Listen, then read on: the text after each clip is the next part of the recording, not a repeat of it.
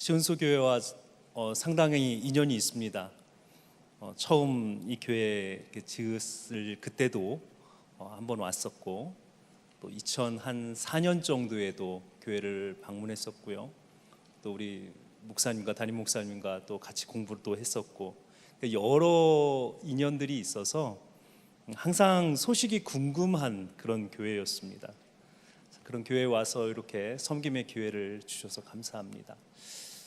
저는 이제 저에게 주어지는 시간 동안 성경 전체를 한번 여러분들이 하나님께서 우리에게 삶의 원리로 주신 성경이 과연 무엇이냐, 혹은 우리가 성경을 어떻게 이해할 것인가 라고 하는 이 문제들을 좀 살펴보고자 합니다. 그래서 함께 좀 신학자로서가 아니고 한 사람의 성도로서 저도 여러분들과 고민했던 이야기들을 좀 함께 나누고자 합니다.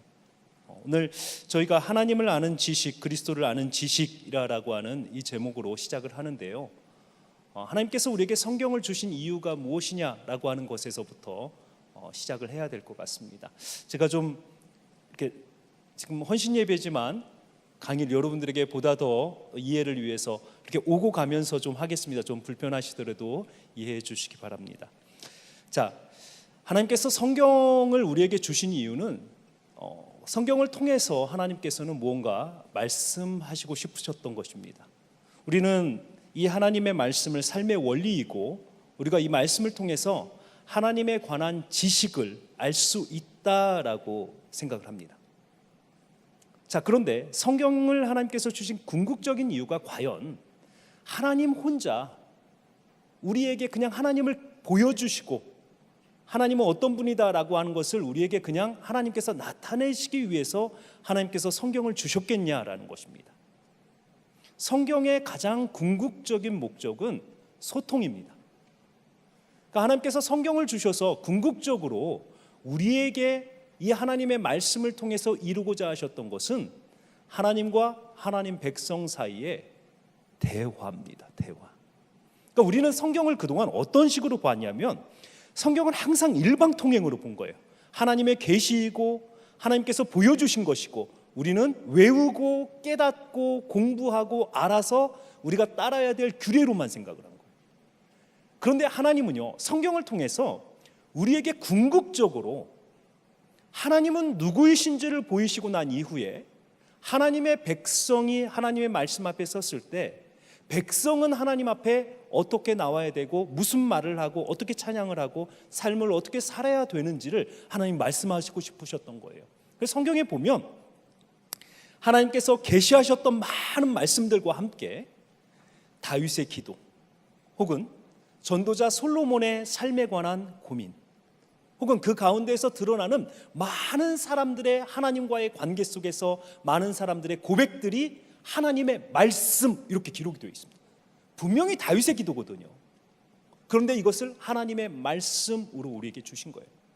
그러니까 궁극적으로 예수 그리스도께서 이 땅에 오셔서 이루고자 하셨던 것도, 말씀이신 그리스도가 오셔서 그 말씀을 통해서 우리가 하나님과 대화하고 소통할 수 있도록, 이전에 단절되었던 하나님과의 관계가 이제 예수 그리스도로 말미암아 다시 그 문이 열려서 우리가 하나님과 아버지, 나의 아들아, 나의 딸아, 하나님을 이렇게 부르면서 하나님과 대화할 수 있도록 하나님께서 관계를 회복시키신 거예요. 그러니까 우리가 성경을 읽으면서 성경에 가장 따분하고 성경을 읽으면서 재미가 없는 이유가 뭐냐면 법전으로 읽는 거예요. 법전으로. 하나님은 누구시고 하나님은 이렇게 살으라라고 하나님 백성에게 명령하시는, 마치 우리에게 법을 선포하시고 왕처럼 너희는 이 법을 지키고 그러지 않으면 죽어 라고 이야기하시는 것처럼, 그러니까 우리의 삶 가운데서 우리는 하나님의 말씀이 굉장히 가죽책에 쌓여져 있는 무서운 책, 혹은 이것을 읽으면 읽을수록 나의 삶이 더 복잡해지고 더 뭔가 얽어매는 듯한, 하지 말아야 될 것들을 기록한 것으로 우리가 생각이 되어진다라는 것입니다. 자, 그래서 우리가 성경에 대한 생각부터 사실 좀 바꿔야 돼요. 성경은 어떤 책이냐라는 거예요. 기독교의 가장 근본이고 성도의 삶의 가장 근본이고 모든 삶의 원리, 어떤 면에서 보면 성경을 우리가 캐논이라고 부르거든요. 캐논, 정경이라고 부르는 그 캐논이라고 하는 단어가 사실은 잣대라는 뜻입니다. 잣대. 우리 30cm 자 있잖아요. 모든 것의 기준이 되는 그 잣대라고 하는 것이 성경이라는 뜻이에요. 그러니까 결국 무슨 얘기냐면 삶에서 무엇이 짧고 무엇이 길었는지, 나의 삶에서 무엇이 부족하고 무엇이 과했는지, 혹은 내가 얼마나 더 가야 되는지, 내가 어떻게 살아야 되는지 방향과 속도를 정하는 것이 결국은 모든 원리가 어디에서 나오냐면 하나님의 말씀인 성경에서 나오게 되는 거예요. 자, 그래서 우리가 성경을 그동안 일방통행으로만 읽었던 성경을 내가 하나님 앞에 어떻게 반응해야 되는지, 나의 고백과 나의 기도와 나의 삶을 닮아서 하나님 앞에 드려지는 나의 찬양으로 성경을 어떻게 읽을 것이냐라고 하는 이 문제를 우리는 좀 살펴보아야 한다라는 것입니다. 자, 그래서 저는 제가 이제 여러분들에게 주어진 시간이 한 10몇 번 정도 시간이 주어집니다. 여러분들 앞에서 나오는 이야기가 뒤에서 계속 함께 나옵니다. 그래서 될 수 있으면 빠지지 마시고, 여러분들 교회뿐만 아니고 여러 곳에 가서 제가 이렇게 강의를 하는데요, 강의를 했을 때 처음에 들었던 이야기를 쭉 함께 들으신 분들은요, 강의가 딱 끝났을 때 거의 모든 분들이 성경이 조금 보이기 시작합니다 라고 이야기를 합니다. 그러니까 적어도 저 혼자 알고 깨닫고 이런 것이 아니고 하나님께서 처음에 신학을 하게 하셔서 지금까지 저는 하나님께서 투자하신 거라고 봐요. 제가 시간을 들여서 신학과에서부터, 학부에서부터 시작해서 박사과정, 그리고 지금 교수까지, 이 시간은 한국 교회가 혹은 하나님의 시간과 물질이 하나님께서 투자하신 거예요. 그러면 제가 그렇게 고민하고 생각했던 것들을 저는 여러분들에게 쉽게, 그리고 하나님의 말씀이 무엇인지를 잘 설명해야 되는 사명이 있는 사람이에요.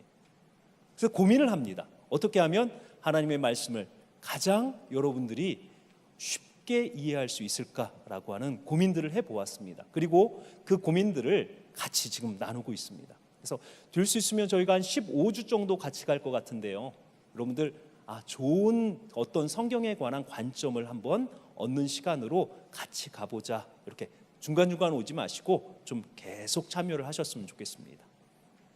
자, 성경에 관한 이야기를 하면서 가장 중요한 것은 하나님께서 성경을 통해서 말씀하시고자 하는 것과 그 성경에는 방향과 속도라는 것이 있다는 것입니다.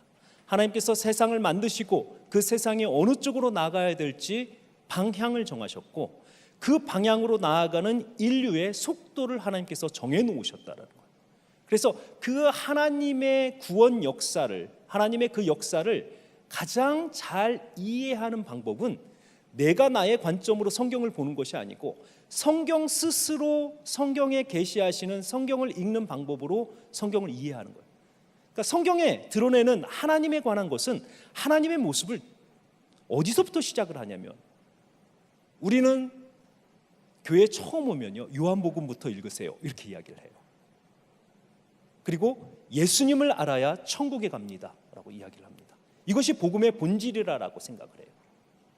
그런데 그렇게 예수를 믿고 이제는 신앙생활을 하는 사람들이요, 실제로 보면 예수를 믿고 신앙의 연수가 높아지면 갈수록 그 사람이 처음 신앙보다 더 뜨거워지는 것이 아니고 점점 더 미지근해지고 멀어져 갑니다.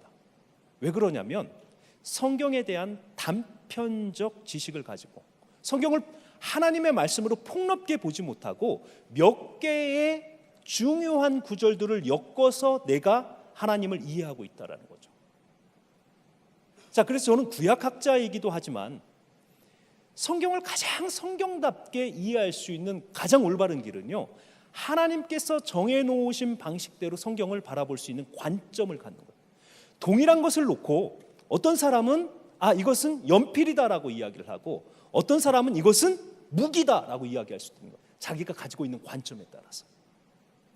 자, 그래서 우리는 성경을 이해할 때 가장 중요한 것은 성경 자체가 하나님에 대해서, 그리고 하나님의 사람과 하나님과의 관계 속에서 계시해 놓으신 그 방식을 우리가 그 안경을 쓸 수 있느냐 없느냐에 따라서 성경이 정말 하나님의 말씀으로 느껴질 수도 있고, 혹은 자유주의 신학자들이 이야기하는 것처럼 인류의 역사이면서 전쟁의 역사이면서 또 진화론적 관점으로도 성경을 볼 수 있다라는 것입니다.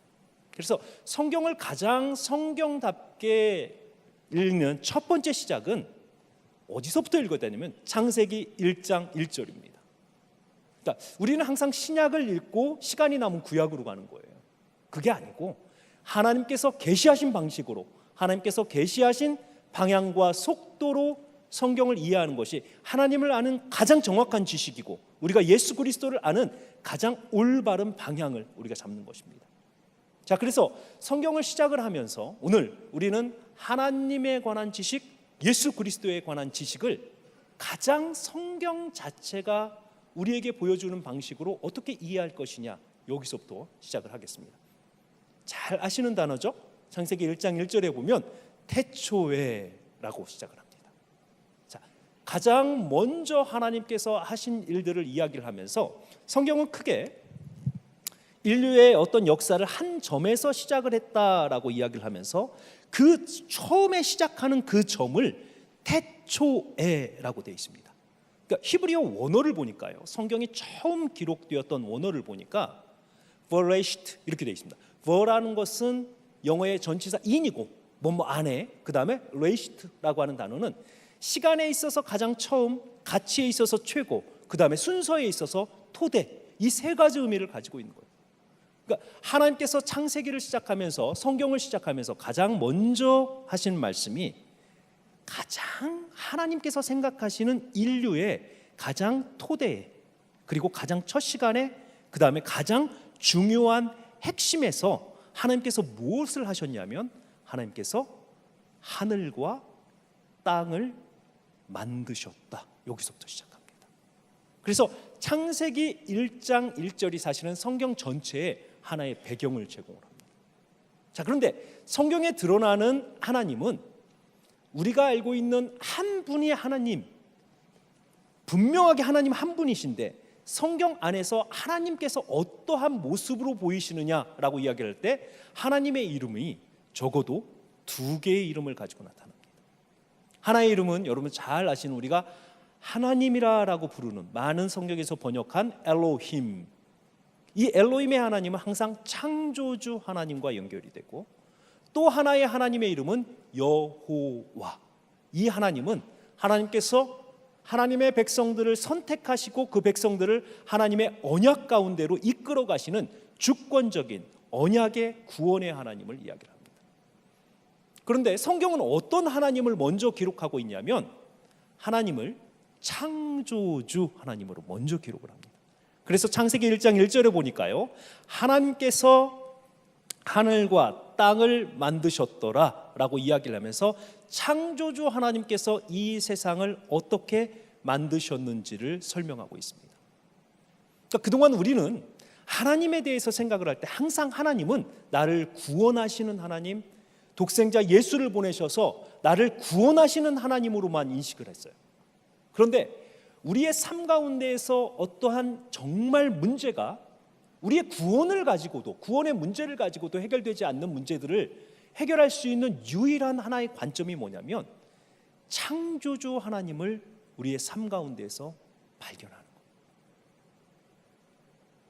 거예요. 욥이라고 하는 사람이요, 하나님과의 그 관계 속에서 그가 정말 하나님 앞에 하나님을 경외하였고 하나님으로부터 복을 받았습니다. 그런데 그의 삶 가운데서 그가 이해할 수 없는, 어떻게 하나님께서 하나님의 백성들에게 이렇게 이유 없이 까닭 없이 고난을 주실 수 있을까라고 하는 삶의 문제, 고난의 문제를 가지고 끊임없이 친구들과 계속 논쟁을 합니다. 그런데 그 논쟁에 답이 나오질 않는 거예요. 왜냐하면 욥이라고 하는 사람이 가지고 있었던 그 하나님에 관한 개념은 하나님은 언약을 주시고 그 언약을 지키는 자를 성실히 도우시고 보호하시고 복을 주셔야 되는 하나님.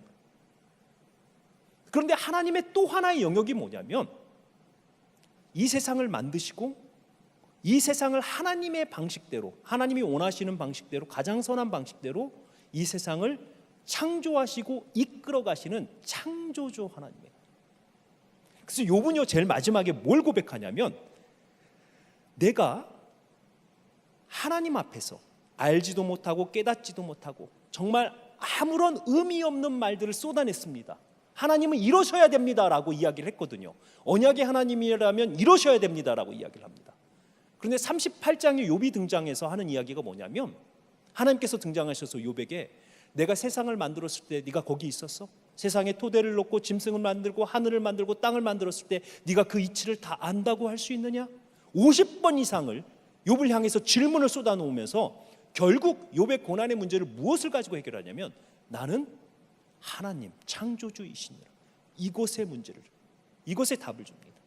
자, 그래서 성경에서 가장 중요한 것은 인생의 문제가 가다 풀리지 않는 문제가 있으면, 하나님 나를 선택하셨으면 어떻게 이런 고난을 주실 수 있어요? 내 자녀에게, 나에게, 우리 부모에게, 이 가정에게, 이 교회에게 어떻게 이런 고난을 주실 수 있어요? 언약의 하나님 어떻게 이러실 수 있어요? 라고 하는 그 문제가 나오면 무엇을 먼저 생각하시냐면, 창조주 하나님께로 돌아가야 돼요. 인생의 모든 문제의 궁극적인 답은 이 창조주 하나님에서부터 시작합니다. 왜냐하면 인류의 역사가 여기에서부터 시작하기 때문에. 자, 그래서 하나님의 역사를 보니까요, 창세기 1장 1절에서 인류의 역사가 시작을 하면서, 창세기 1장 1절에서 시작한 인류의 역사가 하나님의 모습을 엘로힘, 창조주 하나님의 모습으로 그려주고요, 이 창조주 하나님께서 이 세상을 만드시면서, 세상을 만드셨을 때 하나님의 방향이 있습니다. 그러니까 성경에도 방향이 있고 성도의 삶에도 방향이 있는데, 이 방향은 어디에서 주어졌냐면 이미 창조 안에 우리가 살아가야 될 삶의 방향이 주어졌는데요, 그 방향이 뭐냐면 혼돈에서 질서로 나가는 거예요. 하나님의 임재를 경험하고 하나님의 능력이 드러나고 하나님과의 관계가 좋아지면 좋아질수록 그 삶 가운데서 드러나는 증거가 뭐냐면 혼돈에서 질서로 나아가는 거예요. 그래서 창조는 혼돈에서 질서로 나아가는 것이 하나님의 창조의 방향입니다. 자, 그래서 하나님께서 보니까요, 하나님께서 세상을 만드셨을 때 세상 만들기 이전의 모습을 딱 이렇게 얘기합니다. 혼돈하고 공허하였다라고 이야기합니다. 그런데 원래 이 단어의 의미는 아무런 모양도 없고 아무런 형체도 없었더라. 오직 하나님의 신이, 하나님의 그 영이 물 위를, 수면 위를 운행하고 계셨더라 라고, 이렇게만 창조 전에 하나님께서 무언가를 만드시기 이전의 삶을 이렇게 이야기를 합니다. 그런데 우리는 창조가 무에서 유를 만들어냈다라고 생각을 하는데, 사실은요, 창조 전에 보면 이미 물이라고 하는 존재가 있었고요, 그 다음에 그 물 속에 이미 땅이라고 하는 존재가 있었습니다.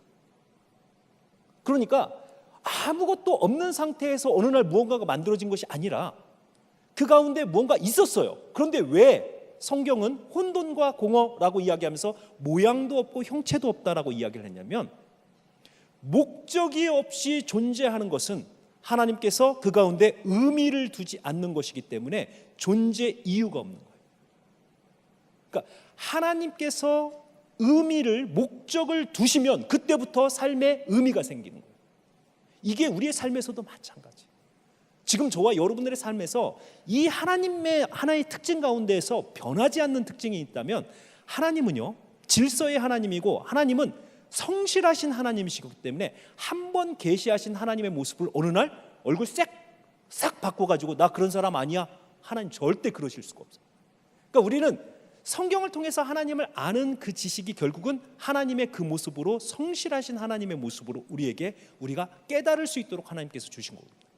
자, 혼돈에서 질서로 나아가면서 하나님께서 이전에 있었던 것들 안에다가 목적을 부여를 하는 거예요. 그래서 물이 한 덩어리가 있었고, 원래 창조는 물이 이렇게 한 덩어리가 있었고 하나님의 신이 수면 위를 운행하였더라.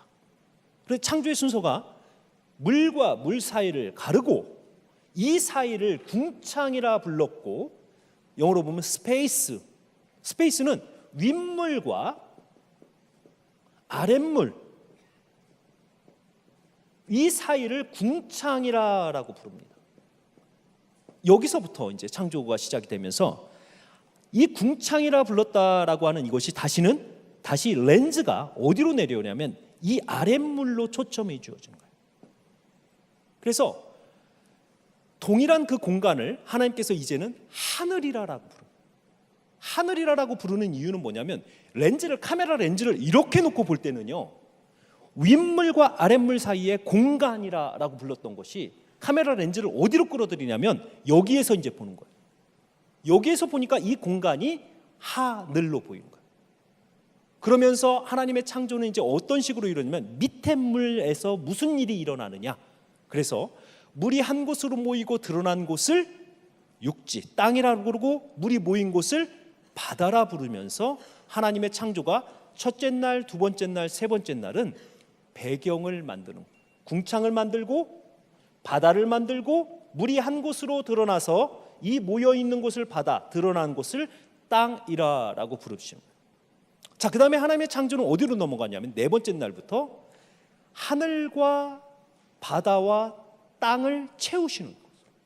그래서 네 번째 날에 해와 달과 별을 만드셔서 하늘을 채우시고, 그 다음에 바다를 채우시고, 그 다음에 땅을 채우시고, 짐승과 사람을 만드셔서 땅을 채우십니다. 그러니까 하나님의 창조는 혼돈에서 질서로 나아가면서 하나님께서 하루하루라고 하는 날짜가 지나갈수록 하나님께서 맨 마지막에 평가를 하신 것이 있어요. 하나님 보시기에 좋으셨더라.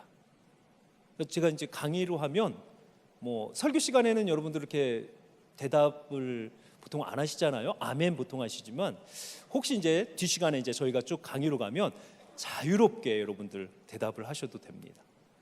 하나님 보시기에 좋으셨더라. 히브리어 단어 토브입니다. 토브. 많이 좀 들어보셨던 단어예요. 근데 이 단어가 왜 중요하냐면 내 삶의 목적이 무엇입니까? 여러분들에게 누군가 물으신다면 우리는 내 삶이 하나님 보시기에 토브, 좋으셨더라라고 하는 인생 사는 것입니다. 여러분들이 하나님 앞에 섰을 때 하나님께서 여러분들의 인생을 바라보시고 내가 너의 인생을 보니까 보기에 참 좋았더라, 그거면 됐어요. 우리의 삶의 궁극적인 목적이 결국은 하나님께서 세워놓으신 질서대로 살아가는 것인데, 그 질서대로 하루를 마쳤을 때 하나님께서 하신 말씀이 바로 하나님께서 보시기에 좋으셨더라. 자, 그래서 세상은 하나님께서 세워놓으셨던 이 질서를 혼돈 가운데서 삶의 모든 것에다가 목적을 부여하고 그 목적이 이루어졌을 때 하나님 앞에서 의미 있게 만드시는 과정이 창조입니다. 자, 그런데 이 창조의 과정에서 하나님 창세기 1장 26절에 보니까요, 하나님께서 자 우리가 사람을 만들어서, 이제는 세상을 다 만드신 거예요. 그리고 가장 나중에 만드신 존재가 사람입니다.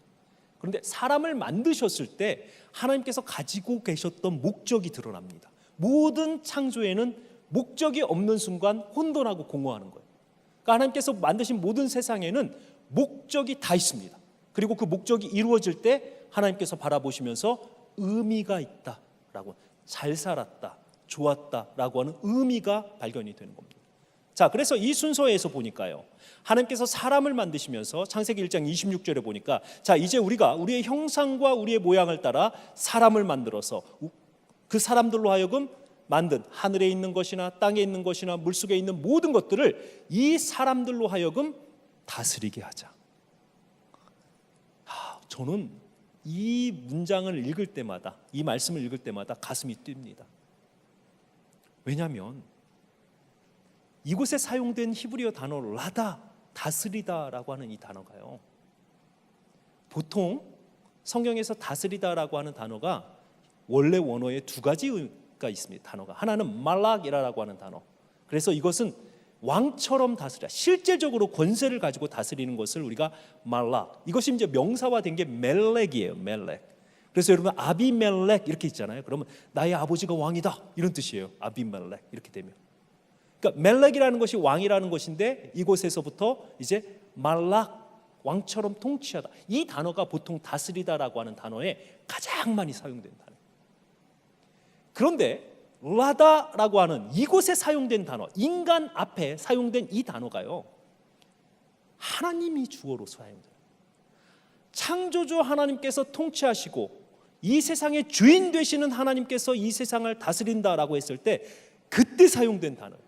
그런데 그 단어를요, 하나님께서 사람을 만드시고 저와 여러분들을 만드시고 우리가 이 세상을 다스리는 자다, 이렇게 우리에게 목적을 부여하신 거예요. 우리를 만드신 목적. 그래서 우리가 하나님의 형상이라고 하는 이 단어가 굉장히 중요한 단어인데요, 우리는 하나님의 형상 이러면 우리가 하나님의 지정을 닮았다, 뭐 이렇게 생각을 하고 하나님의 속성을 닮았다라고 생각을 하는데, 히브리어 원문에 보니까 이 하나님의 형상이라고 하는 단어가요, 젤렘이라고 하는 단어인데 원래는 우상이라는 뜻입니다. 굉장히 부정적 단어예요. 우상을 섬기지 마라. 출애굽기 20장, 신명기 5장에 보면 하늘에 있는 것이나 땅에 있는 것이나 물속에 있는 것이나 어떠한 형상의 우상을 만들고 그걸 섬기지 말라라고 아주 십계명에서 강하게 하나님께서 하지 말라라고 하는 것, 그 대상이 우상입니다.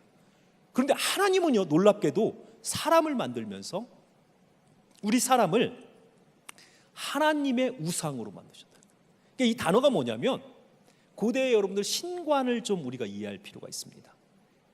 예전 사람들은 바알과 아세라와 같은 신들은 다 하늘에 거하고 인간은 땅에 있어서 인간이 신들의 영역에 들어갈 수 없고 신들이 인간의 영역에 내려올 수 없다라고 생각했습니다. 그러면 오직 이들이 소통할 수 있는 유일한 길은 바알과 아세라와 같은 마르둑 같은 이런 신상들을 땅에다 세워놓으면 그 신상들을 통해서 바알과 아세라의 능력이 그 신상 앞에 제사 드리는 사람들에게 주어진다는 거예요. 마치 빨대와 같이 이렇게 한 곳에다가 빨대를 꽂아놓으면 물이 그곳을 통해서 쭉 내려오는 것처럼, 그게 바로 찔렘이라고 생각을 합니다. 우상이 형상이라고 생각을 했습니다. 그러니까 결국은 바알과 아세라의 신상이 그들도 나무로 만들고 돌로 만들어서 신이 아니라는 걸 알아요. 그런데 왜 그들이 그 앞에 가서 제사를 드렸냐면 바로 그 나무와 돌이 바알과 아세라를 대신해서 이 땅에 서 있다라고 생각합니다. 그러니까 그 개념을 그대로 가져옵니다. 그래서 하나님께서, 우리가 하나님의 형상이라고 했을 때 우리는 하나님 아니에요. 그런데 하나님께서 사람을 만드셨을 때 사람을 만드신 목적이 그냥 피조물 중에 하나로 만드신 것이 아니고 하나님의 일을 이 땅 가운데에서 대신하도록. 그러니까 어떤 면에서 보면 저와 여러분들이 지금 하고 있는 모든 일은 저와 여러분의 일이 아닙니다. 하나님의 일이에요. 하나님. 여러분들의 직장, 가정, 사회에서, 교회에서 하는 모든 일들을 나의 직장, 나의 자녀, 나의 가정, 나의 직업이라고 생각하시는데 사실은 궁극적으로 하나님의 백성들이 하고 있는 모든 일은 하나님의 일이에요. 우리는 사명감을 가지고 있어요. 사명감. 그래서 그 사명감을 하나님께서 주시기 위해서 우리를 처음에 사람을 만들 때부터 그냥 피조물 가운데 뛰어난 애가 아니고 너는 나의 일을 이 세상에서 대신하는 자. 자, 그러니까 그 하나님의 형상을 세워놓으시고 하나님께서, 하나님을 대리하는 자, 하나님을 대신해서 다스리는 자를 세워놓는데 그 사람이요, 수준이 개, 돼지, 소 정도의 수준이면 통치할 수 있겠어요? 하나님처럼 다스릴 수 있겠어요? 다스릴 수 없죠. 자, 그러니까 그 인간에게는 아주 특별한 하나님께서 능력을 주십니다. 무슨 능력이냐면 통치자의 능력. 자, 그래서 다른 대상들은 다 진흙으로 만듭니다. 그리고 그냥 진흙으로 만드는 짐승들이 다 생명을 얻어서 짐승이 되는 거예요. 그런데 사람에게는요, 유일하게 하나님께서 창조하신 피조물 가운데서 하나님으로부터 무언가가 직접 전달된 대상은 사람밖에 없습니다. 그래서 하나님께서 진흙으로 사람을 만드시고 그의 코에 생기를 불어넣으니 그가 생명이 되었더라. 그때 불어넣으신 것이 우리에게 어떤 생명이 아니고, 왜냐하면 짐승들도 그냥 진흙으로 만들어 놓고 짐승이 되거라 그러면 살았거든요. 그런 정도의 생명이 아니고 그때 하나님께서 우리에게 직접 넣어준 것이 뭐냐면 통치자의 능력입니다. 그러니까 인간이 가지고 있는 능력 가운데에서 짐승과 구별되는 능력들이 있죠. 짐승들은요, 하나의 상황밖에 못 보는 거예요. 근데 인간은 상황들을 종합해서 무언가 분석을 하고 미래에 무슨 일이 일어날 것이다, 혹은 과거에 일어났던 일들을 반성을 하면서 오늘날 내가 어떻게 살 것인가. 그러니까 우리는 상황만 보는 것이 아니고 상황을 종합해서 무언가 계획을 세울 수 있고, 과거를 통해서 현재를 반성하고 미래를 계획할 수 있는 그 능력을 가지고, 이 능력이 왜 필요하냐면 통치하기 위해서. 자, 하나님께서 그래서 우리에게 주신 게 뭐냐면, 성경에 보니까요, 자, 우리가 우리의 형상과 그 다음에 우리의 모양을 따라, 히브리어 단어 데무트입니다. 그때 하나님께서 바로 주신 통치자의 능력이 우리의 모양, 하나님의 모양. 이 단어는요, 한 대상과 한 대상이 서로 공통점 혹은 비슷한 점을 가지고 있다, 그때 사용된 단어가 모양이라는 단어입니다. 그러니까 우리 안에는 하나님의 통치자의 능력이 우리 안에 하나님께서 주어주신 거예요. 자, 하나님은 이렇게 세상의 질서를 잡아가시는데요, 세상을 다 만들어 놓으시고 마치 세상을, 사람을 위해서 세상을 만드신 것처럼 사람을 가장 늦게 만드십니다. 그런데 이렇게 하나님께서 공들여서 만드신 이 인간이요, 하나님께서 그 아담을 바라보시고 성경의 창조 기사 가운데 토브 하나님 보시기에 좋았더라 딱 한 번만 하나님 보시기에 좋지 않았더라, 이 말씀이 나타납니다. 바로 그렇게 공들여서 만든 아담이 혼자 있는 모습이 하나님 보시기에 좋지 않았더라. 그냥 너 아직 여자친구 없어? 아이고 너 안 됐다, 이런 모습이 아니고, 토브가 아니다라는 것은 미완성이라는, 미완성. 저도 이제 한 사람의 남자지만 이 남자가 완성된 듯 하여도 미완성입니다. 우리 안에 얼마나 허접한 게 많은 줄 몰라요. 그래서 하나님께서 안 되겠다, 자, 하나님이 만드신 이 형상을 온전하게 하기 위해서 하나님께서 만드신 대상을 우리는 여자 이렇게 부릅니다. 그런데 이 여자를 만들 때도 목적을 부여합니다. 사람을 만들 때 목적이 있었죠. 그런데 이 여자를 만들면서도 목적을 부여하는데, 우리가 그를 위하여 돕는 배필을 만들자. 저는 한 사람의 구약 신학자로서 이 단어를 굉장히 싫어합니다. 번역이 잘못됐어요. 그러니까 이 단어 때문에 저도 합동 측에서 자랐지만, 교회 안에서 여자들은 남자에 비해서 밑에이고 남자들이 더 권위가 높고 여자들은 보조, 이렇게 생각을 한 거예요. 그런데 여러분, 이 단어를 원래 의미로 듣고 나면요, 혹시 부부가 오셨다면 우리 아내를 조금 존경하는 눈으로 바라보셔야 될 겁니다. 하나님께서 여자를 만드신 이유가 돕는 배필이라고 하는 이 원어를 그대로 보니까요, 에츠르카네게도 이렇게 되어 있습니다.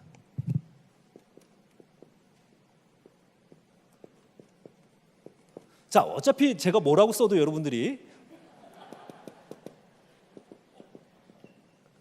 이해하시죠? 이해하기 힘드니까 제가 왜 히브리어를 쓰냐면, 그래도 성경이 처음 쓰였던 언어인데 우리가 이런 언어가 있다 정도는 한번 보셔야 될 거 아니에요? 그렇죠? 목사님들의 설교 가운데 히브리어 이거 어떻게 쓰겠어요? 그 짧은 시간에. 그러니까 제가 한번 여러분들에게 보여드리는 겁니다. 잘난 체 하려고 하는 거 아니고요. 자, 히브리어는, 한글은 여기서부터 이렇게 읽잖아요. 히브리어는 여기서부터 이렇게 읽습니다. 그래서 에제르, 그 다음은 커네게도 이렇게 읽습니다. 자, 그런데 이 단어가 뭐냐면, 에제르라고 하는 단어가 돕는 자라는 뜻 맞아요. 그런데 이 단어가 언제 사용이 됐냐면, 시편에서요.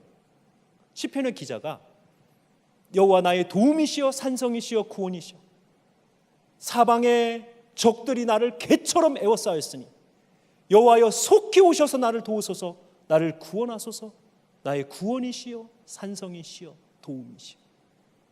이 에제르라고 하는 단어를 그냥 종을 부르거나 혹은 누가 와서 나를 도울 사람, 이런 단어로 사용하지 않고, 절체절명의 순간에, 이 세상에서는 아무도 도울 수 없는 그 순간에 하나님을 향해서, 하나님 나의 도움이시여 속히 오셔서 나를 좀 구해주세요, 그 순간에 하나님을 불렀던 단어예요.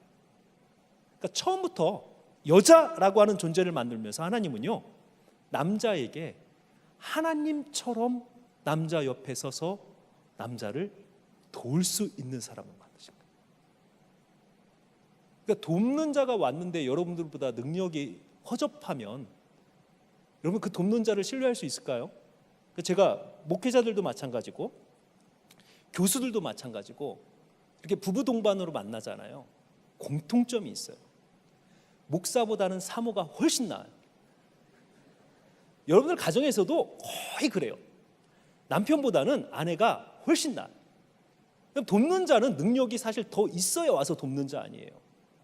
자, 그래서 에제르라고 하는 단어를 이렇게 하나님처럼 돕는 자로 해놓고, 우리 남자 집사님들 얼굴이 너무 굳어지지 마세요. 네. 크라고 하는 단어는 뭐뭐처럼이라는 뜻입니다. 그리고 네게드는 정반대의 이런 뜻이에요. 맨 마지막에 붙은 오는 그의 이런 뜻입니다. 자, 그러니까 돕는 자인데 어떤 돕는 자냐면 남자와 모양, 사고, 가치관, 시선, 관점 모든 것이 남자의 정반대의 모습을 가지고 하나님처럼 옆에 서서 돕는 자. 자, 하나님께서 사람을 만드실 때, 남자와 여자를 만드셨을 때 하나를 완벽하게 만드신 것이 아니고 다 비워놓고 부족하게 만드신 거예요. 그런데 어떻게 비워놓냐면 남자가 가지고 있었던 것을 여자는 갖지 못하게 하시고 여자가 가지고 있는 것을 남자는 갖지 못하도록 만드셨습니다. 그래서 이 둘이 연합되었을 때 하나가 될 수 있도록 하나님께서 만드신 거예요. 그러니까 손이 이렇게 두 개로, 만약에 남자와 여자를 이렇게 두 개로 만드셨다면 결코 하나 되지 못합니다. 그래서 이렇게 내가 가지고 있는 것을 상대방은 가지지 못하도록, 그래서 시간이 지나고 함께함이 많아지면 많아질수록 이렇게 점점 다가가서 한 몸을 이룰 수 있도록 이렇게 남자와 여자를 만드신 거예요.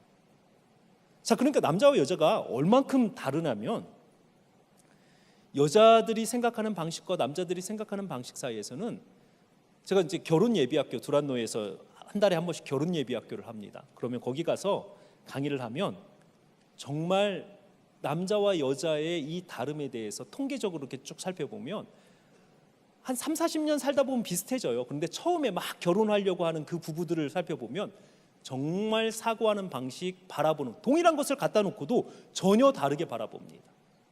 하나님께서 그렇게 다르게 만드신 거예요. 그런데 놀라운 것은 그 다름이 어긋남으로 나아가지 않고 어울림으로 나아갈 수 있도록 하나님께서 남자와 여자를 하나 될 수 있도록 만드신 거예요.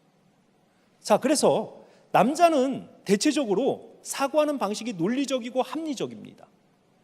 그러나 그렇게 논리적이고 합리적인 남자가 실질적으로 생활을 할 때는 굉장히 즉흥적이에요. 그러니까 한편으로 내 남편이 저 사람이 무슨 생각을 하고 살까 싶을 정도로 일을 덜컥덜컥 저지르고 오는 거예요. 여성들은요, 남성들이 많이 분석하고 생각해야 아는 것을 여성들은 직관력이라는 것을 가지고 압니다. 그냥 보면 알아요.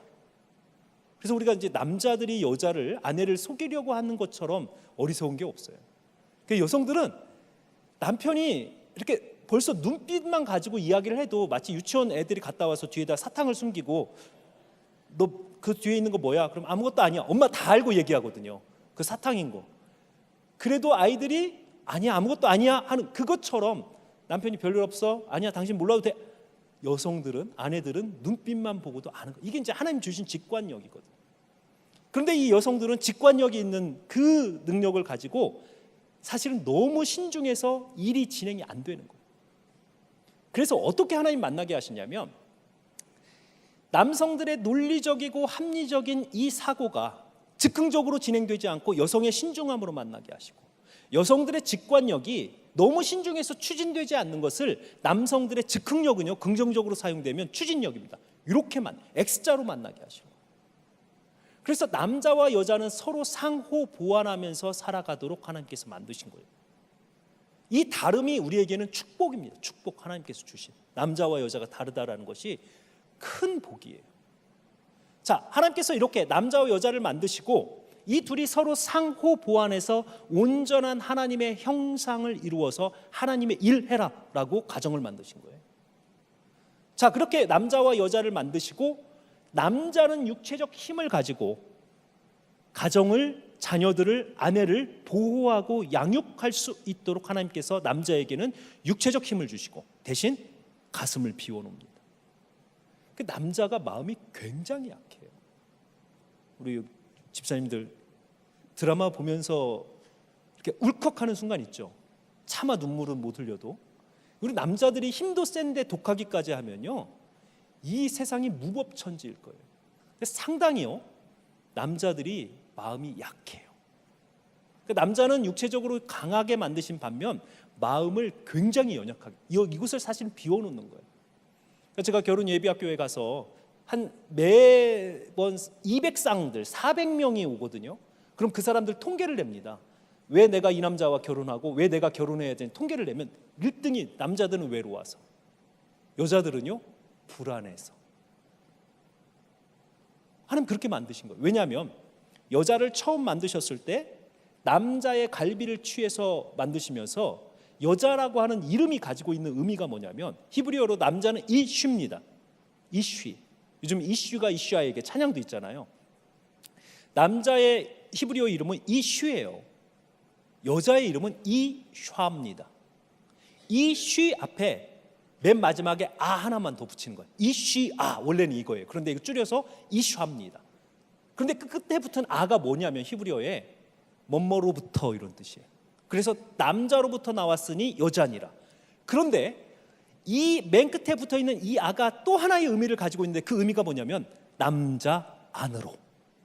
그러니까 여성은 본질적으로 존재론적으로 남자의 몸에서 나왔지만 기능적으로는 하나님께서 여성을 만든 기능은 남자 안으로 들어가도록 만든 거예요. 안으로 들어가서 뭐 하냐면 방향을 정하는 거예요. 하나님께서 여성에게 직관력을 주신 이유는 남성이 느끼지 못하는 하나님이 세워놓으신 방향과 그 다음에 하나님께서 들려주시는 음성을 여성들이 듣고 그것을 자녀와 남편에게 방향을 제시하시고, 그 다음에 남자들은 그 방향으로 하나님이 주신 힘을 가지고 나아가서 이루도록 하나님 이렇게 파트너로 만드신 거예요. 자, 그러니까 우리 안에서 지금 하나님께서 만들어 가시는 이 창조를 보면 혼돈에서 질서로 나아가면서 창조의 가장 완성이 뭐냐면요, 한 남자와 한 여자를 만드셔서 서로 다른데 이 다름의 두 개체가 한 몸을 이룰 수 있도록, 그래서 여성의 마음은 굉장히 강하게 만드시고 남성은 육체적으로 강하게 만들어서 여성이 남자 안으로 들어와서 방향을 정하고 흔들리지 않도록 나아갈 수 있도록 돕는 거예요. 그러니까 이 시대에 여러분들, 우리의 가정들, 교회들, 그리고 교회 역사를 통해서 보면 이 여인들의 강한 마음이 사실은 교회를 지금까지 이끌고 왔습니다. 남성들의 이 강한 힘이, 아버지들의 어깨에 그 무거운 무게감이 사실은 가정들을 지금까지 지켜온 거예요. 하나님이 주신 그 강한 힘과 내적이고 외적으로 그 강한 힘을 가지고 이들이 연합되어 왔을 때 교회가 세워졌고요, 가정이 세워지고 유지될 수 있었던 거예요. 그러니까 아내와 남편은 이렇게 서로가 상호 보완하면서 살아가도록 하나님께서 만드셨어요. 잘 살았어요. 첫 부부가 잘 살았어요. 그런데 하나님께서 세상을 만드시면서 세상에 질서를 부여하면서 최종적으로 부여한 질서가 뭐냐면,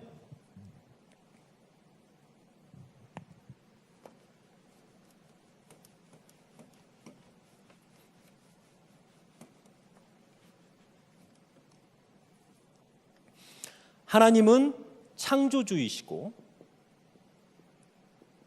그 다음 사람이라고 하는 존재가 남자와 여자를 만들어서 이들의 연합을 통해서 하나님께서 온전하게 통치자로서 이 세상을 다스릴 수 있도록 사람을 만드셨고, 그 다음에 여기 밑에다가 세상을 둡니다.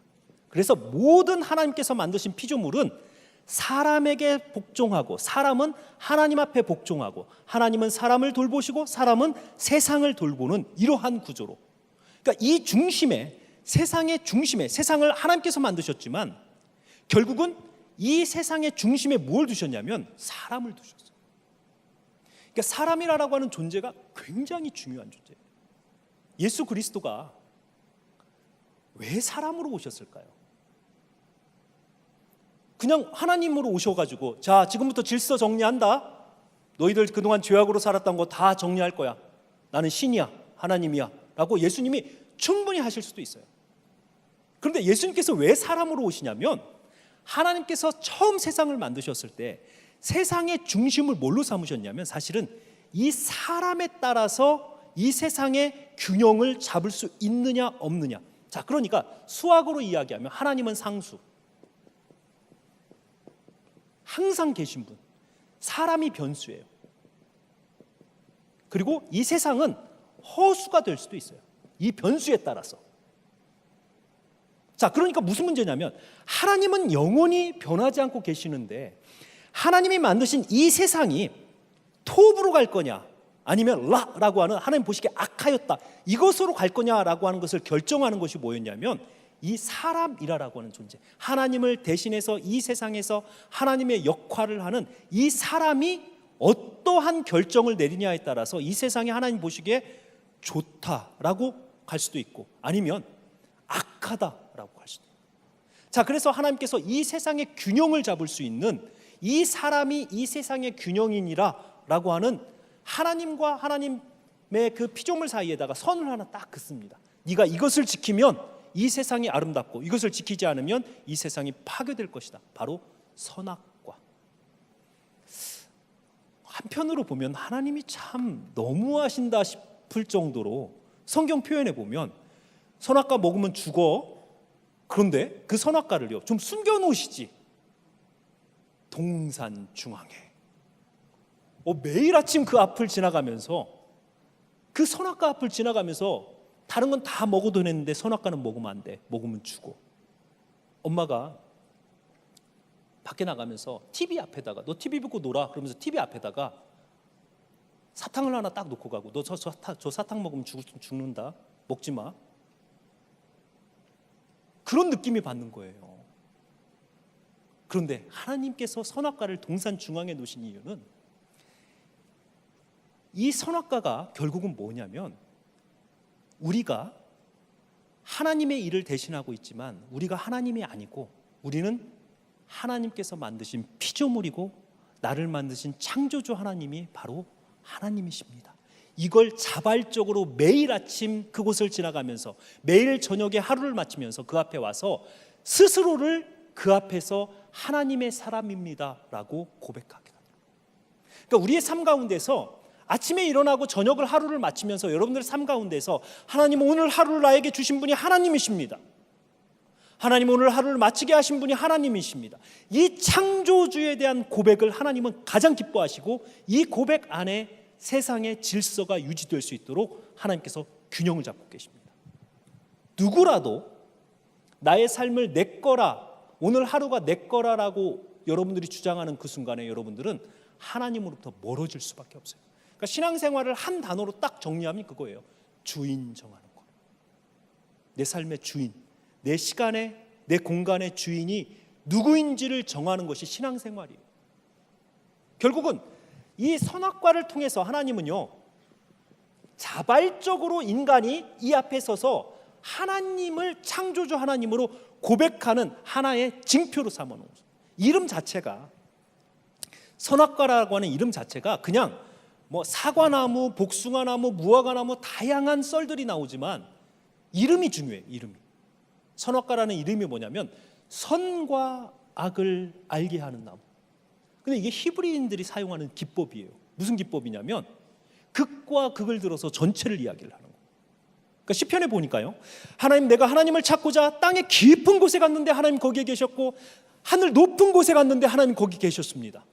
하나님 이 두 곳에만 계셨다라는 것이 아니고 하나님은 땅에서부터 하늘까지 하나님은 어느 곳에든지 다 계시는 분입니다.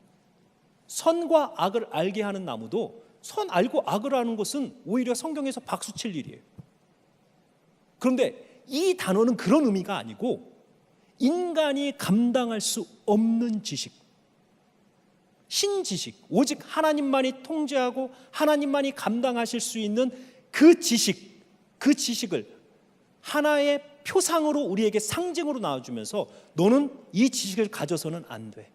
그런 지식이 뭐였어요? 인간이 불필요하고 감당할 수 없는 지식이 이걸 먹고 나서 생긴 현상들이 있죠. 수치, 죄책감, 두려움, 그 다음에 감당할 수 없는 지식은 죽음에 관한 지식. 이건 인간이 감당할 수 없는 지식이에요. 이건 오직 하나님만이 통치하시고 통제할 수 있는 이 지식, 그래서 우리는 이 선악과 앞에 가서 사람은 하나님은 나의 창조주이십니다. 나는 하나님의 일을 이 땅에서 대신하는 하나님의 대리통치자. 이걸 고백하게. 바로 이 고백 안에서 이 세상은 마치 하늘에다가 등을 달고 이 천정에다가 등을 달고 이 샹드레나 등이 유지할 수 있도록 딱 줄을 잡고 있는 것처럼 이 선악과가 이 우리의 고백이 하나님은 내 삶의 창조주이십니다라고 하는 이 고백이 세상의 질서를 붙들고 있었어요. 그래서 하나님께서 이 고백 앞에서 보시기에 힘이 좋으셨더라 하나님 말씀하시는 거예요. 문제는 하와에게 뱀이 다가와서 하와를 유혹합니다. 여러분, 사탄이 우리를 유혹할 때요, 우리는 사탄에게 질 수 없는, 그러니까 져서는 안 되는 전쟁을 하는 거예요. 왜냐하면 사탄은 뻔해요. 전략이 뻔해요. 그러니까 처음 유혹부터 마지막 유혹, 예수님의 유혹, 그 다음에 우리의 삶의 유혹까지 사탄은 전략이 뻔해요. 모르니까 지는 거예요. 자, 어떻게 사탄이 유혹을 했냐면 하와에 가서, 야, 하나님께서 동산에 있는 그 모든 것들을 너에게 먹지 말라 하시더냐? 하와가요, 아니 다 먹으라고 하셨어. 그런데 동산 중앙에 있는 나무는 먹지도 말고 만지지도 말라 하셨어. 하나님 그런 얘기 하신 적 없어요. 그 이야기 안에 하와가 가지고 있는 말씀에 대한 어떤 부정적이고 의심하는 마음을 그대로 보고 그것을 먹어. 죽지 않을 거야. 내가 하나님처럼 될 거야 라고 하는. 자, 거기서 보니까 히브리어 그 단어가 어떻게 문장이 바뀌냐면, 하나님은 먹으면 반드시 죽으리라, 하와는요 죽을까 하노라, 사탄은 결코 죽지 않는다. 하와의 그 의심이 가능성을, 하나님의 말씀에 대해서 가능성을 열어놓고 그렇지 않을 수도 있어 라고 하는 가능성을 여는 순간 사탄은 그 의심으로 확 들어가서 죽지 않을 거야. 하나님의 말씀과 정반대의 결론을 내려. 그러니까 우리의 삶 가운데에서도 사탄이 전략적으로 예수님을 향해서도 사용한 것이 결국은 말씀을 가지고 그 말씀에 대해서 내가 원하는 방식으로 그 말씀을 이해함으로써 그 말씀과 정반대의 행동을 하게 만드는 것이 사탄의 전략이에요. 우리는 모르니까 당하는 거예요. 그러니까 우리가 성경을 알아야 되는 이유가 뭐냐면, 성경을 정확히 알면요 우리의 삶 가운데서 사탄이 여러분들을 어떻게 공격할지를 우리는 뻔히 아는 거예요. 자, 그래서 결국은 사탄이 참 머리가 비상한 거예요. 왜냐하면 아담에게 와서 만약에 아담을 유혹을 했다면 아담이 가서 아내에게 이야기했고, 또 혹은 사탄이 하와를 다시 한번 설득해야 될 거예요. 그런데 여자의 역할이 뭐라고 그랬죠? 남자 안으로 들어가서 방향을 정하는 거. 자, 그러니까 하와만 설득을 하니까 하와가 알아서 가서 남편에게 설득을 하는 거예요. 그러니까 성경에 보니까요 이렇게 돼 있어요. 그의 아내 하와가 주니 그가 받아서 먹었더라. 그러니까 그 동사 세 개를, 아내가 주었다, 남편이 아담이 받았다, 아담이 먹었다를 연속적으로, 아담은 마치 아무 생각 없이 살았더라, 뭐 이런 것처럼, 아내가 주었으니까 아담은 그냥 받아 먹었다, 이렇게 기록하고 있어요. 동사에 쉼표가 하나도 없이 한 동작으로 그냥 쭉 연결된 것처럼. 이게 여성의 역할입니다. 자, 그러니까 이 하와가, 사탄이 하와를 공격할 때 하와의 연약한 부분을 공격한 게 아니에요. 그의 육체적으로 연약함을 공격해가지고 야, 너에게 내가 육체적 힘을 줄게, 이게 아니고, 여성이 가지고 있는 가장 하나님이 주신 큰 축복, 내적 강함이거든. 이곳을 공격하는 거예요. 사탄의 두 번째 전략, 우리의 연약함을 사탄이 공격한다라고 생각하는데 절대 그렇지 않습니다. 연약함은 가만히 놔도 넘어져요. 그거 특별히 칠 필요 없어요. 우리를 사탄이 가장 죽이려고 할 때, 치명적으로 우리를 공격하려 할 때, 사탄은 우리가 가장 강하다라고 생각하는 것들을 공격합니다. 하나님이 주신 복이라는 것들을 공격하는 것, 건강이라는 것, 물질이라고 하는 것, 지혜라고 하는 것, 나의 학력이나 뭐 이런 것들을, 하나님이 주신 복이라고 생각되는 것들을 사탄은 그대로 공격해서 그 가운데에서 하나님의 이름을 지워버리고 그곳에 너의 이름을 넣어. 그러면 네가 주인이 될 거야, 하나님처럼 될 거야. 자, 여러분들 삶 가운데서도 한번 생각해 봅시다. 하나님이 주신 것이고 하나님이 주신 복인데 내 거라고 생각하는 거, 그거 사탄들의 먹이에요. 먹이, 밥입니다. 그것 때문에 결국 넘어지는 거예요. 그러니까 결국은 하와의 그 마음, 내적 강함을 자극을 해서 하와가요, 그 이야기를 딱 듣고 나니까 이전에는 매일 아침과 저녁에 와서 하나님은 나의 창조주입니다 고백하고 갔던 그 하와가 그 순간에 그 이야기를 듣고 나서 보니까 죽지 아니할 거다라고 하는 이야기, 네가 하나님처럼 될 거다, 너의 삶에서 더 이상 너의 이름이 구석의 그늘에 있는 것이 아니고 너의 이름이 이제 전면에 드러날 거야, 네가 유명해질 거야, 네 삶의 주인이 될 거야. 이렇게 그 이야기를 듣는 순간 선악과가요, 보암직하고 먹음직하고 지혜롭게 할 만큼 탐스러워. 끝. 여성의 마음이 한 곳에 보암직하거나 혹은 먹음직하거나 혹은 이 마음에 내가 저것을 가지고 싶다라고 하는 마음이 딱 들면 끝. 시간 문제예요, 그걸 얻는 것은. 그러니까 우리 백화점에서 신상품 나오면 자매들이 지나가는 가장 잘 보이는 곳에 디스플레이 딱 해놓고 한 여인이 2분 이상 그곳에 서 있으면 우리는 생각합니다. 사람들 생각해요. 아, 이거 시간 문제. 저 사람 보너스 타거나 공돈 생기면 와서 반드시 산다. 이게 이제 여성의 마음이에요. 왜냐하면 내적 강함을 주셨기 때문에 그곳에 무엇을, 그 마음에 무엇을 담느냐에 따라서 이게 정말 세상으로 나아갈 수도 있고 혹은 하나님의 일을 이루는 곳으로 나아갈 수 있는 거예요. 그러니까 여성의 역할이 왜 중요하냐면요, 기도하는 어머니, 기도하는 아내가 있는 집안은 결코 멸망하지 않습니다. 내 남편이 다른 남편에 비해서 속도는 좀 늦을 수 있어요. 승진도 늦을 수 있고 뭐 능력이 좀 딸려서 돈을 좀 덜 벌을 수 있어요. 그러나 중요한 것은 아내가 기도를 하고 있으면요, 방향만큼은 제대로 잡고 있어요. 어머니가 기도하는 집은요, 아이들이 다른 아이에 비해서 공부하는 속도가 늦을 수는 있어요. 그러나 인생의 방향만큼 제대로 잡고 있으면 끝내 이룹니다. 그러니까 결국 여기서 핵심은 뭐냐면 남자와 여자는 하나님께서 연합함으로 만들어 놓으셨거든요. 그런데 이 연합함을 깨트리는 것이 뭐냐면 서로가 가지고 있는 이 장점을 가지고 서로를 돕는 것이 아니고 서로를 이제 지배하고 파괴하려고 하는, 영향력을 주려고 하는 곳에 사용되면서 인류의 질서가 깨어지기 시작합니다. 선악과 사건 이후에 인류는 하나님이 세워놓으셨던 창조의 질서에서 이제는 완전하게 질서에서 혼돈으로 나갑니다. 그러니까 지금 여러분 성경이요, 어떤 식으로 기록되어 있냐면 처음에 좋았던 모습에서 인류가 어떻게 타락이 되어졌고 이 타락된 것을 하나님께서 어떻게 회복시키셨고 우리는 이 회복된 것을 지금 우리의 삶 가운데서 어떻게 완성할 것이냐, 이 얘기예요. 결국 우리는 삶 가운데서 성경을 읽으면서 뭘 봐야 되냐면 나는 어디쯤 가고 있을까? 하나님께서 세워놓으셨던 이 성경에서의 지금 시작된 인류의 역사에서 나는 어디쯤 가고 있을까? 이걸 알아야 내가 어떻게 살아야 될지가 결정이 되거든요.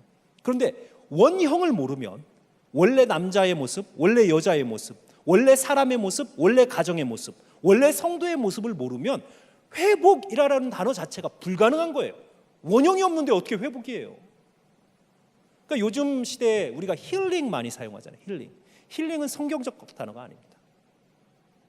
힐링은 뭔가 가지고 있는 상황을 보다 더 완화시키는 거예요. 그러니까 성경은 힐링을 이야기하지 않아요. 성경은 항상 회복을 이야기해요. 회복. 원 상태가 좋았어요. 우리의 삶 가운데서 하나님께서 원래 만드신 세상이 아름답고 원래 만드신 사람이 아름답고 원래 만드신 가정이 귀하고 그 가운데서 질서가 있었고 아름다움이 있었어요. 그런데 깨어지기 시작한 거예요. 그 깨어짐의 첫 번째가 바로 이 선악과 사건입니다.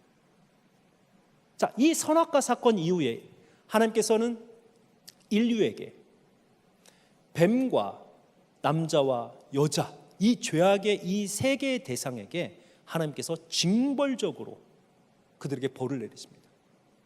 사탄에게는요, 그에게는 아무런 조건, 회복의 조건이 없이 너는 평생 네 배를 땅에다 대고 살 것이다. 이전에는 그럼 뱀이 걸어 다녔었는가 봐요? 아니에요. 이 표현 자체가 뭐냐면 전쟁 가운데서 한 왕이 지잖아요. 그러면 이 전쟁에서 회담을 할 때 진 왕은 배를 땅에다 대고 항복의 뜻으로 배를 땅에다 대고 있습니다. 그러니까 사탄은 운명 자체가 너는 이제 궁극적으로 패배하는 운명을 살게 될 것이다 라고 하는 것을 하나님께서 이 사탄의 궁극적 패배를 선포를 하신 거예요. 자, 그 다음에 남자에게는요, 이 세상을 지배하고 다스리는 자로서 마땅히 이 땅이 이 남자에게 하나님에게 소산을 놓듯 이 남자에게 필요한 것들을, 사람에게 필요한 것들을 공급해야 되는데, 이제는 땅과 인간이, 하나님과 사람과의 관계가 깨어지니까 사람과 세상과의 관계가 깨어져서 세상이 사람을 향해서 반역을 일으키는 거예요.